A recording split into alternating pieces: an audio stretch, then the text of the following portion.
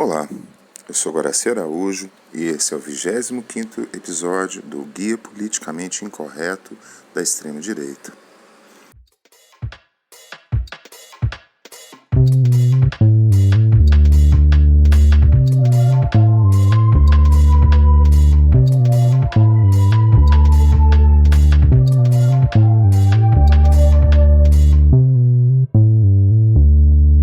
Nesse episódio, eu quero continuar falando um pouco do que está acontecendo na política norte-americana. Hoje, começam as eleições de meio período, que são eleições importantes. Elas tipicamente mostram se a população está satisfeita ou não com o partido no poder, porque se esse partido sai vencedor das eleições de meio período, é um indicativo de que a população está satisfeita. Se, em compensação, ele tem uma derrota, isso indica que a população não está insatisfeita, e o que os analistas, que fazem previsões estão dizendo é que esse deve ser o quadro. Provavelmente, as eleições de meio período irão criar uma Câmara de Representantes e um Senado desfavorável ao atual presidente norte-americano Joe Biden. Mas tudo isso tem a ver, de fato, com um processo mais amplo que valeria a pena a gente considerar. Esse processo mais amplo diz respeito a como a direita norte-americana se reestruturou, se modificou nos últimos anos e como essa modificação, em particular, ela tomou mais vulto, mais dimensão com a eleição em 2016 do Donald Trump.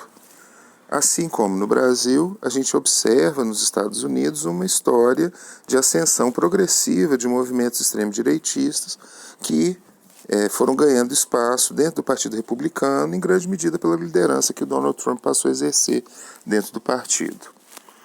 Ora, a pergunta que a gente pode se fazer e deve se fazer é: por que o extremismo de direita tem obtido recentemente tanta adesão, uma tão grande adesão no eleitorado norte-americano? Donald Trump, virtualmente hoje, é a principal liderança do Partido Republicano e praticamente desalojou outras lideranças, outras figuras importantes do partido, tornando-se quase que um grande eleitor único ali dentro. Mas por que o eleitorado republicano migrou para uma posição mais extremista em chave de direita? Essa que é a pergunta. Bom, existe um princípio de resposta que é o desenvolvimento, nas últimas décadas, de um movimento dentro do Partido Republicano, dentro do universo do eleitorado republicano, que é o movimento Tea Party.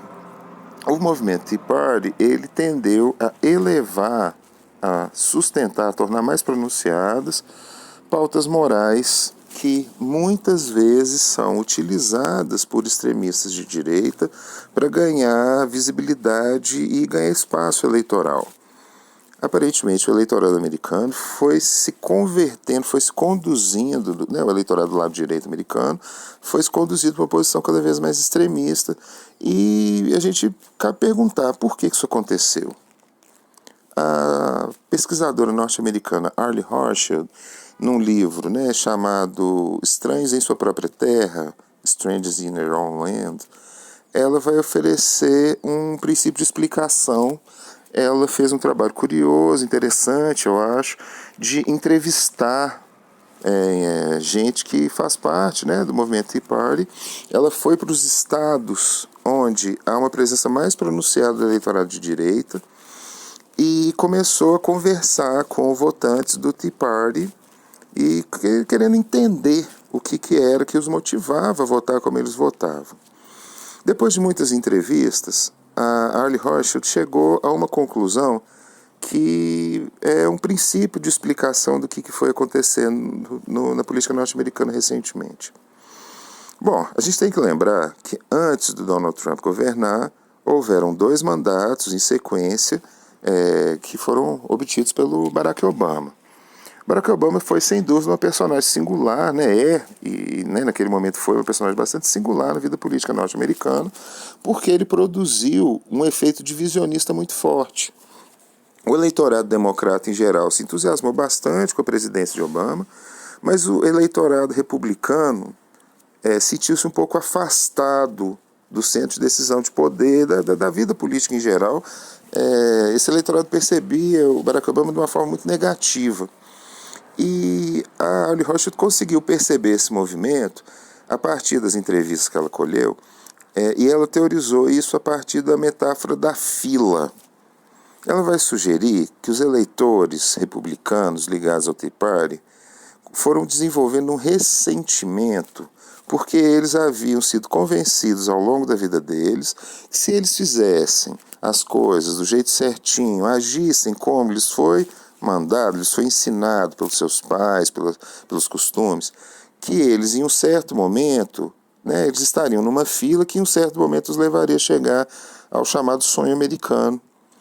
E o que incomodou e gerou ressentimento foi o fato deles verem que pessoas que tipicamente não deveriam participar dessas filas ou deveriam estar muito atrás nas filas, a saber, minorias, começaram a obter uma posição mais forte durante os governos do Obama.